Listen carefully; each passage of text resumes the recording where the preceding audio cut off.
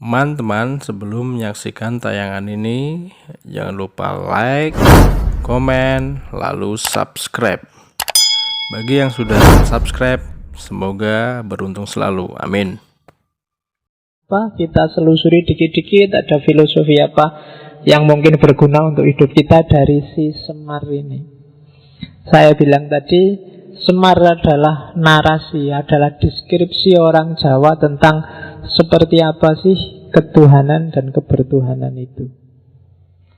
Kita awali dari namanya, Semar.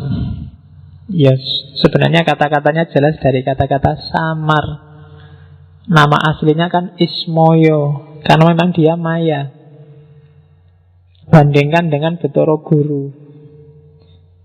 Betara Guru itu jadi kebalikannya Semar. Kalau Semar dia tidak jelas, tapi orang yang masuk ke situ dia akan dapat banyak mutiara terpendam yang luar biasa. Di balik Semar ada banyak hikmah. Kebalikannya Betara Guru. Kalau Betara Guru saudaranya itu kan gelarnya Manik Moyo. Manik Moyo, manik itu mutiara. Cuma dia manik yang moyo. Dari luar kelihatan mutiara, tapi kalau diselami sebenarnya nggak ada apa-apanya. Dia hanya formalitas. Maka kalau sedang gegeran, Betara Guru akan kalah kalau Semar sudah marah. Jadi karena memang levelnya beda. Semar ini misterius. Kalau Betara Guru itu jelas, tegas.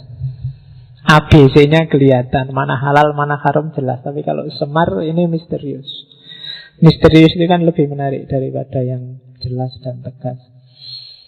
Oke, kamu juga gitu. Jangan jadi orang yang gampang ditebak. Rodok misterius sidik gitu loh. Kalau orang gampang ditebak itu cepat selesai. Pacarmu juga cepat bosen. Jangan mau gampang ditebak. Kalau hati-hati loh, pacarmu selingkuh. Alah, tenang aja, nggak mungkin selingkuh. Aku sudah ngerti. A sampai Z dia itu tidak enak. Orang dikejar-kejar itu karena misterius. Begitu kamu selesai dan nggak misterius, nggak ada orang ngejar-ngejar kamu. Sudah jelas. Oke, Semar, Maya, jadi Ismoyo. Orang selalu nebaknya salah kalau berhadapan dengan Semar. Dianggap A ternyata B, dianggap ketawa ternyata nangis, dianggap berdiri ternyata duduk, dianggap seneng ternyata susah, dianggap jadi Maya.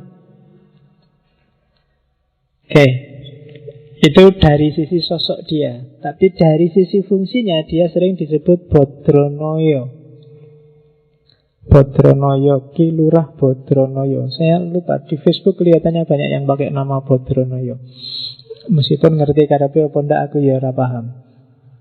Jadi Bodronoyo itu dari kata-kata bodro, bebodro. Bebodro itu membangun dari bawah, dari pondasi. Kalau noyo kebalikannya, utusan dari atas. Jadi Semar adalah sosok yang dari atas ke bawah sekaligus dari bawah ke atas. Dia membangun dunia, tapi hakikatnya dia bukan orang bawah, tapi orang atas. Jadi dia ini utusan sekaligus orang biasa. Dia ini berusaha sendiri sekaligus dibantu dari atas.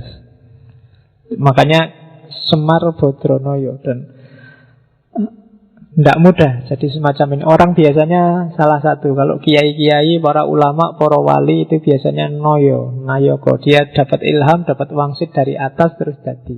Atau kayak kita yang awam itu biasanya bodro. Kita dari bawah, belajar sendiri, nyari hikmah sendiri, sinau sendiri. Tapi kalau Semar dua-duanya. Dalam banyak cerita bahkan Semar nantang kahyangan. Itu kan nantang yang atas. Namanya akan disebut Semar Gugat.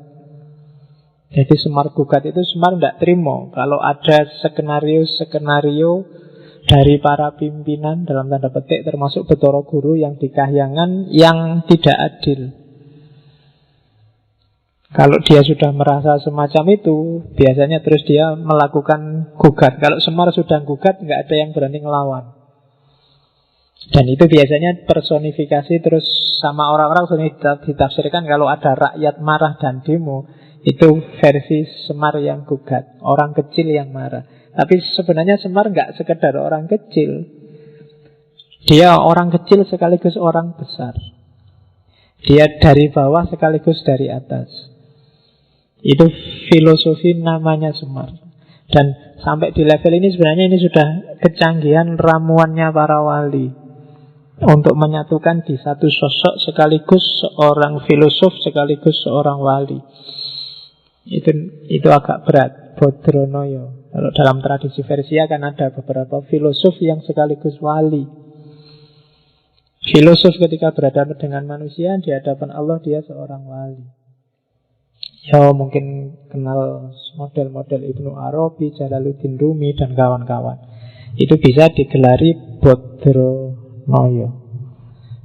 Dari bawah ke atas sekaligus dari atas ke bawah. Dan itu seperti apa hakikatnya pasti misterius, susah ditebak, makanya digelari Semar. Di luar dua nama ini dia punya puluhan nama sesuai cerita masing-masing. Setiap cerita kadang-kadang ada namanya sendiri. Tapi yang utama ini Semar dan Bodronoyo.